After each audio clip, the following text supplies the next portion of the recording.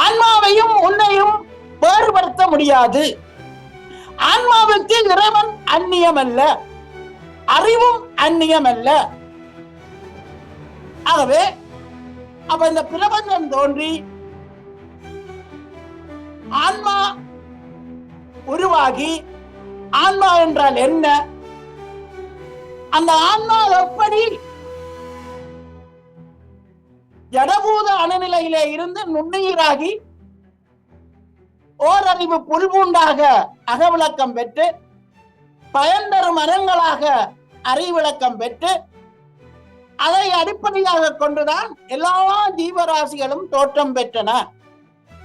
தோற்றம் பெற்றுத்தான் மென்மேலும் அது பக்குவம் அடைந்து அந்த ஆன்மா மனித பிறவி எடுக்கக்கூடிய பக்குவம் அடைந்து இந்த மனித பிறவியை பெற்று மனப்பிறவி ஒன்றுதான் ஆறாவதாகிய மனம் என்கின்ற கருவி மனித பிறவி எடுத்த ஆன்மாவுக்குத்தான் இறைவனுடைய கருணையினாலே வழங்கப்பட்டிருக்கின்றது.